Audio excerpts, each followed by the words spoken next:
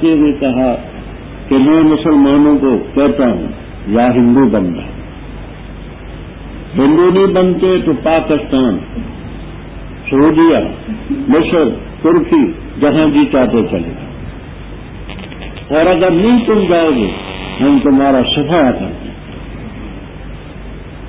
یہ جوش میں آ کر کے اس نے تقریر، ایک دوسرا ہندو لیڈر اس کی تردید کی، اس نے کہا کہ لالا جی میں بھی تو ہندو ہوں، یہ لوگ 6000 کی تعداد میں آئے تھے، محمد ابن قاسم رحمہ اللہ تعالی کا حوالہ دی، 6000 کی تعداد میں آئے تھے اور نہ ان کو ہم نکال سکے، نہ ختم کر سکے، نہ مٹا سکے۔ اب تو 19 کروڑ ہیں، 19 کروڑ، ان کو کون ختم کرے گا؟ یہ ہندو نے جواب دیا کہ 6000 آئے تھے، ہم ان کو ختم نہ کر سکے، نکال نہ سکے، تو اب تو 19 کروڑ ہیں۔ تو اس سے معلوم ہوتا ہے کہ ہندوستان میں 19 کروڑ مسلمان ہندو کا جائے۔ جب گھبرایا تو اس نے کہا کتنے کروڑوں مسلمان ہیں، قرآن پر حدیث پر کیسے پابندی لگ سکتی؟ مقدمہ اس نے خارج کر دیا کہ یہ مقدمہ میری دسترس سے باہر۔ اس ہندو وکیل چاند مل چوپڑا نے مقدمہ دائر کر دیا کلکتہ ہائی کورٹ میں۔ کلکتہ ہائی کورٹ میں 2 ججوں کا انہوں نے بنچ بٹھایا کہ اس مقدمے کو سن کر کے فیصلہ کیا۔ دونوں ہندو، وہ ہم نے ان کے الفاظ بھی نقل کر دی ارشاد و شیعہ بھائی، شوق ہو تو اس میں دیکھ لینا۔ ایک ہندو جج کہتا ہے کہ قرآن الہامی کتاب، آسمانی کتاب، اس آسمانی کتاب پر نہ تو یہ ہماری عدالت پابندی لگا سکتی ہے اور نہ دنیا کی کوئی اور عدالت پابندی لگا سکتی ہے۔ ہندو ہے، الہامی اور آسمانی کتاب ہے قرآن، اس پر نہ یہ ہماری عدالت پابندی لگا سکتی ہے، نہ دنیا کی کوئی اور عدالت پابندی لگا سکتی ہے، کہ ہمارے بس کی بات۔ اسی طرح حدیث، اس کی شرح، اس پر بھی پابندی کا سوال ہی نہیں پیدا۔ دوسرا ہندو جج ہائی کورٹ کا وہ لکھتا ہے کہ 1400 سال سے زیادہ عرصہ گزر چکا، دنیا کے کونے کونے میں قرآن بھی ہے، حدیث بھی ہے، کوئی اس کی نظیر موجود نہیں کہ آج تک قرآن پر حدیث پر پابندی لگی ہو، اس لیے عدالت کے اختیار سے باہر رہی ہے۔ الفضل ما شہدت بہ الآداب، یہ کافروں کی جو عدالت کا فیصلہ ہے، ہائی کورٹ کا، کلکتہ ہائی کورٹ کا فیصلہ ہے، ہندو جج کرے۔ سن 1937 میں انگریز کا دور تھا، 11 صوبے ہوتے تھے ہندوستان کے، 7 میں ہندوؤں کی اکثریت تھی، 5 میں مسلمانوں کی تھی۔ 1937 میں جب الیکشن ہوا تو ایک بہت زہریلا ہندو تھا، موہن داس کرم چند، موہن داس کرم چند، گاندھی اس کو کہتے تھے، بڑا زہریلا تھا۔ اس کا لڑکا مسلمان ہوا، اس کا نام رکھا گیا عبداللہ گاندھی۔ تو گاندھی نے بھوک ہڑتال شروع کر دی کہ جب تک یہ میرا لڑکا ہندو نہ ہوگا میں کھاؤں پیوں گا۔ مرنے کے قریب ہو گیا، بہرحال وہ لڑکا جو تھا اس کا فیروز پھر بدستور ہندو، یعنی اتنا زہریلا ہے کہ عاقل بالغ بیٹا مسلمان، اس کا مسلمان ہونا گوارا نہیں تھا۔ اس کا ایک رسالہ تھا ہریجن، جولائی 1937 کا ہریجن ہے۔ اس میں جس وقت 7 صوبوں میں ہندوؤں کو وزارتیں ملی تو گاندھی نے مشورہ کیا. گاندھی نے کہا دیکھنا اگر تم نے حکمرانی کرنی ہے تو میں 2 آدمیوں کا ذکر کروں گا ان کے نقش قدم پر تھے. حافظہ بڑا تھا شیطان کا, معلومات بڑے تھے, ہندوستان کی تاریخ کو جانتا تھا, رومیوں کی جانتا تھا, چینیوں کی جانتا تھا, یونانیوں کی تاریخ جانتا تھا. کوئی اس کو نظر نہیں آئی. کہنے لگا کہ میں 2 آدمیوں کا نام ذکر کروں گا, سادگی کے ساتھ, دیانت کے ساتھ, امانت کے ساتھ انہوں نے حکومت کی ہے. ان کی نظیر دنیا کی تاریخ میں نہیں مل سکتی. چراغ لے کر کے تلاش کرو نا تاریخ کے اوراق میں تو ان کی نظیر نہیں ملے گی. ایک کا نام ہے ابو بکر, دوسرے کا نام ہے عمر رضی اللہ تعالی. اصل الفاظ ہم نے الکلام الحاوی کے آخر میں بینی درج کر دی, شوق ہو تو اس میں دیکھیں. یہ اسلام کی صداقت ہے, قرآن کی صداقت پر یہ بیان ہے, اور حضرت صلی اللہ علیہ وسلم کے خادموں کی صداقت پر ہے. تو ہم اس کے محافظ ہیں اور یہ ہماری کتاب. آگے رب تعالیٰ فرماتے ہیں استعداد سے آپ گھبرائیں نا. ہم نے تو اس سے پہلے شیعتن کی جمع پہلے گروہوں میں بھی پیغمبر بھیجے. کوئی نبی نہیں آتا تھا مگر اس سے استدعا کرتے تھے. کذالک نسلکہ کما بالانبیاء, ایسے ہی ہم اس کو چلاتے فی قلوب الناس. یہ روح کی ضمیر کے در جاتی ہے. تو صاحب کشاف وغیرہ کہتے ہیں التکذیب, یہ تکذیب جو ہے ان کے دلوں میں ہم چلاتے. راضی وغیرہ فرماتے رحمہ اللہ تعالیٰ کی روح کی ضمیر استضاء کی طرف جاتی ہے, یعنی تقریبی طور پر جن کو اس نے جس چیز کو انہوں نے پسند کیا ہم نے ان کے دلوں میں چلاتے.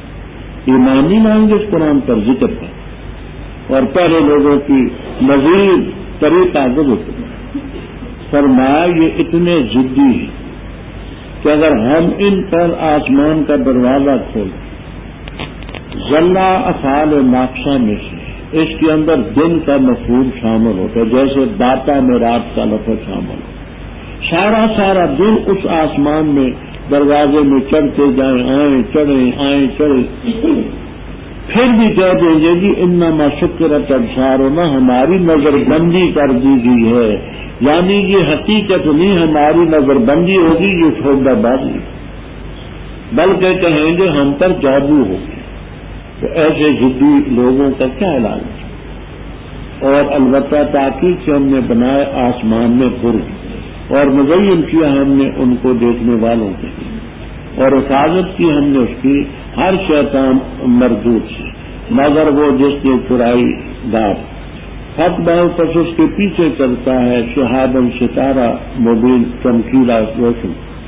اور زمین پر ہم نے پھیلایا اور ڈالے ہم نے اس میں مضبوط پہاڑ, اور اگائے ہم نے اس میں ہر چیز ایک انداز سے, اور بنائی ہم نے تمہارے لیے زمین میں معاشہ روزیاں, اور ان کے لیے بھی جن کو تم رزق نہیں دے سکتے, اور کوئی چیز نہیں مگر ہمارے پاس اس کے خزانے, اور بھی نازل کرتے ہم اس کو مگر ایک انداز سے جو معلوم.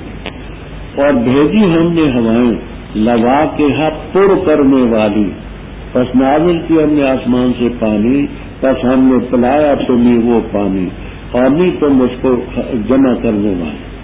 اور بے شک ہم ہی البتہ زندہ کرتے اور مارتے ہیں, اور ہم ہی بات. اور البتہ تحقیق سے ہم جانتے ہیں المستقبلین, جو پہلے ہیں تم سے ان کو, اور البتہ جانتے ہم ان کو جو پیچھے ہیں. اور بے شک رب تیرا وہ ان کو جمع کرے گا, بے شک وہ حکیم ہے علیم. رب اوپر آسمان کا ذکر تھا, فتحنا علیہم بابا من السماء, آگے اسی آسمان کے متعلق ہے کہ ہم نے آسمان میں برج بنائے. برج کے لفظی معنی ہوتے ہیں قلعے کے, قلعہ اب یہاں خاصی تفصیل ہے کہ برجوں سے کیا مراد ہے۔ تفسیر کبیر، روح المعانی، قرطبی، البحر المحیط وغیرہ وغیرہ تفسیروں میں ایک یہ ہے کہ وہ 12 برجیں ہیں اور ان 12 برجوں کو سورج طے کر کے جاتے ہیں۔ سمجھنے کے لیے آپ یوں سمجھیں کہ مثلا آپ جس وقت کراچی سے پشاور جاتے ہیں تو راستے میں آپ کو پہلے صوبہ سندھ طے کرنا پڑے گا، صوبہ سندھ، پھر آگے صوبہ پنجاب طے کریں گے، پھر آگے صوبہ سرحد میں جائیں۔ سمجھانے کے لیے کہتا ہوں کہ جیسے یہ منزلیں ہیں اسی طرح سورج کے لیے منزلیں، سنبلا ہے، ہوت ہے، اقرب ہے، جوزا ہے، سرطان ہے، دلو ہے وغیرہ وغیرہ، ان منزلوں کو طے کریں۔ دوسری بات کہتے ہیں کہ برجوں سے مرادیں وہ قلعے جہاں فرشتے اللہ تعالی کی حکم کی تعمیل میں وہاں ہیں اور وہ نگرانی کرتے ہیں جو ان کے ساتھ۔ اور تیسرے کہتے ہیں کہ بروج سے مراد وہ راستے ہیں جن راستوں سے سورج اور اسی طرح ستارے اور قمر یہ گزرتے ہیں، یہ ہیں بروج۔ اور ہم نے ناظرین کے لیے آسمان کو مزین کیا، رات کا وقت ہو، بادل نہ ہو، دھند نہ ہو تو ستاروں سے یوں چمک اٹھتے آسمان کے عجیب منظر ہوتے ہیں۔ اور ہم نے حفاظت کی اس کی آسمان کی ہر شیطان مردود سے۔ جب اوپر جاتے ہیں خبریں سننے کے لیے تو اور اوپر سے ستارے ان پر ٹوٹ پڑتے۔ اللہ من استرق شمع، شمع جو ہے مصدر ہے اور معنی میں مسموع کے۔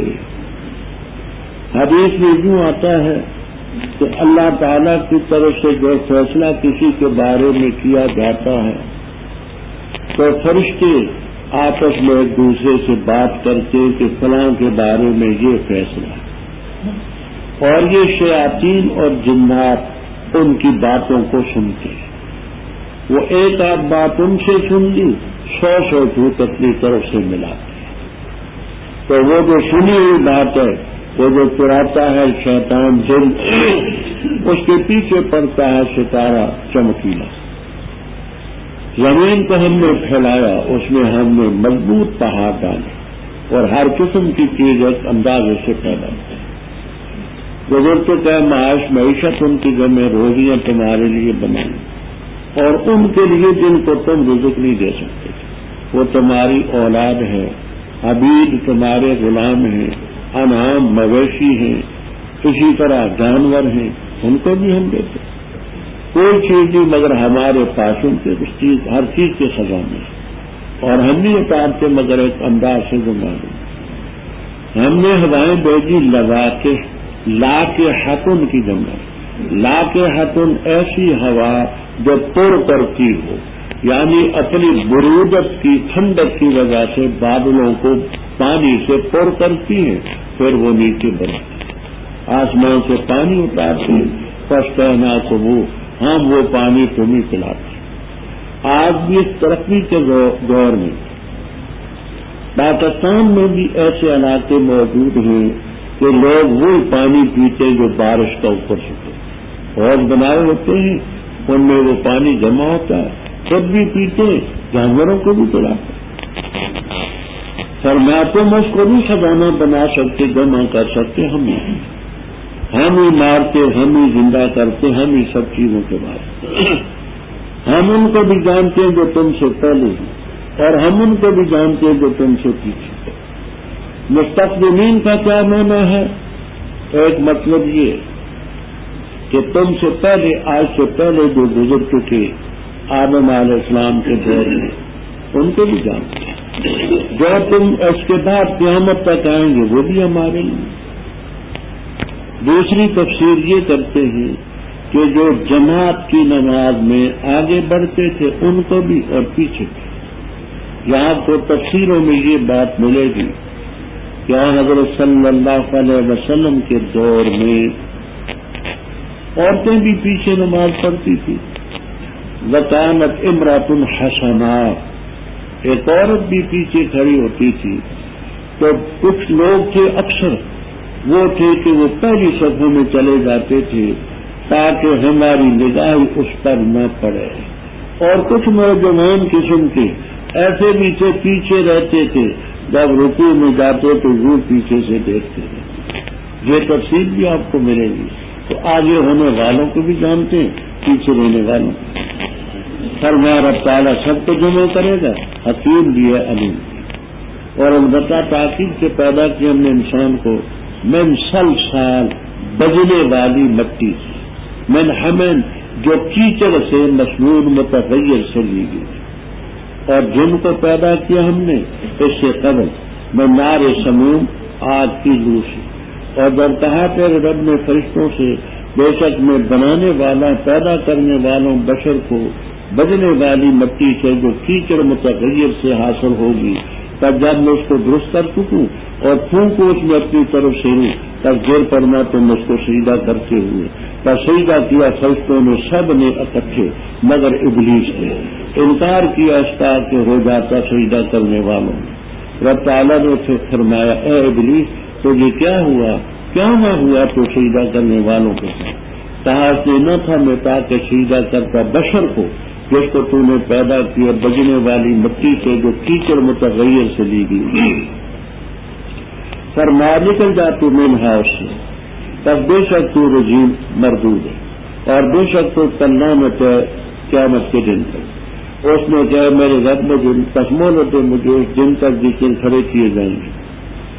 فرمایا بس بے شک تو من المنظرین، مہلت دیے گئے میں سے فی یوم الوقت المعلوم، وقت معلوم کے دن تک. اس نے کہا میرے رب بسبب اس کے کہ تو نے مجھے بہکایا، میں ضرور مزین کروں گا ان کے لیے زمین میں، اور ضرور ان کو بہکاؤں گا سب کو، مگر تیرے بندے جو ان میں مخلص ہوں گے. فرمایا یہ ہے راستہ مجھ پر سیدھا، بے شک میرے بندے جو ہیں نہیں ہوگا تیرے لیے ان پر کوئی تسلط مگر جس نے تیری پیروی کی گمراہوں میں سے. اور بے شک جہنم البتہ ان کے وعدے کا مقام ہے سب کا. اس کے لیے 7 دروازے ہیں، ہر دروازے کے لیے ان میں سے حصہ ہوگا تقسیم کیا. کیا بات ہے؟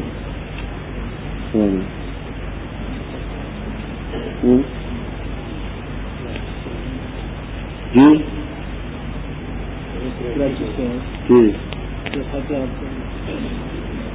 کیا آدمی نام تو مسلم بھائی نا اسلام کا کھلاڑی.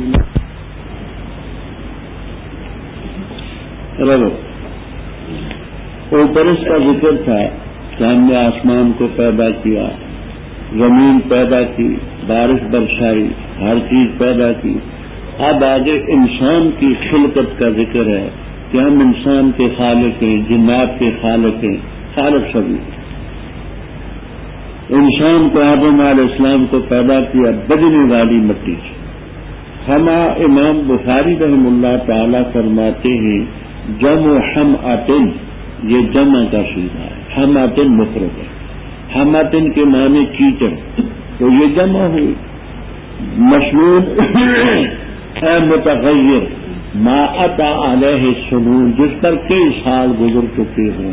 تو متغیر کیچڑ سے جو بجنے والے خشک ہونے کے بعد بجتی ہے، جیسے کل فخار وہ بجنے والی ٹھیکری جو ہوتی ہے، تو پہلے وہ کیچڑ تھا، اس سے اس کا ڈھانچہ بنا، پھر خشک ہوئی، پھر بجانے کے ساتھ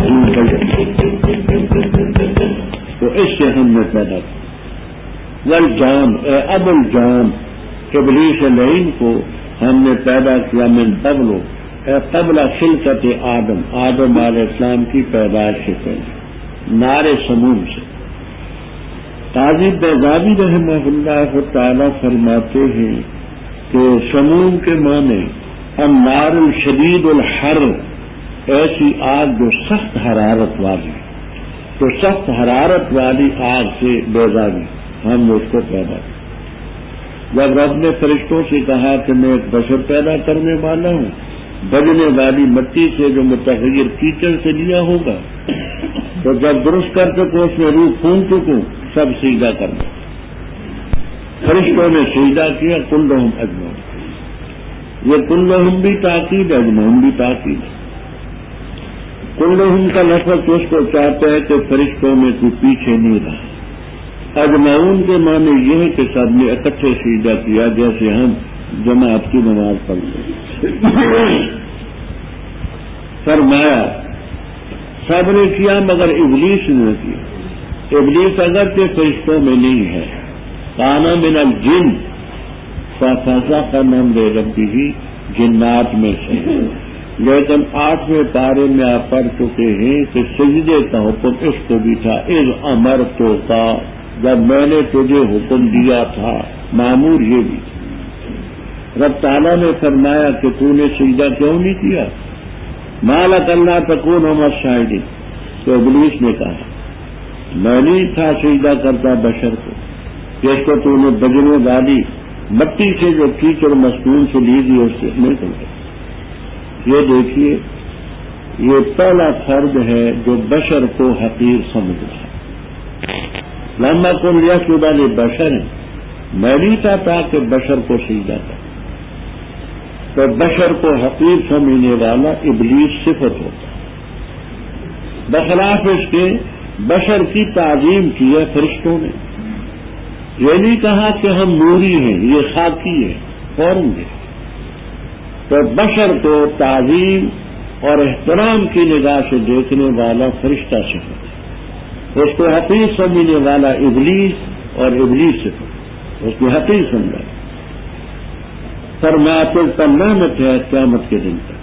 اور اس نے کہا مجھے مہلت دو، اس دن جس دن کی کھڑے کیے جائیں گے، یعنی نقطہ ثانیہ تک۔ رب تعالیٰ نے فرمایا کہ تجھے مہلت تو ہے لیکن الی یوم الوقت المعلوم، یعنی نقطہ اولا تک۔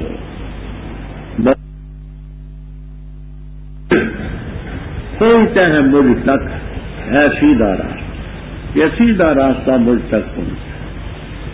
فرمایا کہ جو میرے بندے ہیں ان پر تیرا کوئی تسلط نہیں ہوگا مگر وہ جنہوں نے تیری پیروی کی۔ جہنم جو ہے یہ سب کے وعدے کا مقام ہے۔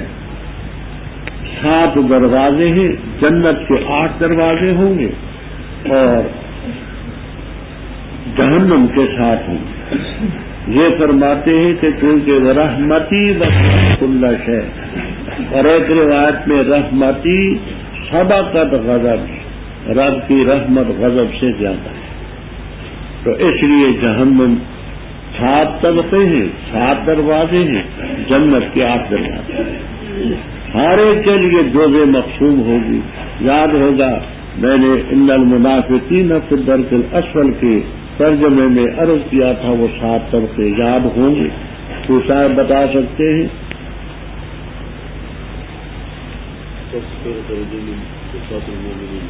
اوپر کا درجہ اسات مومنین، نصارہ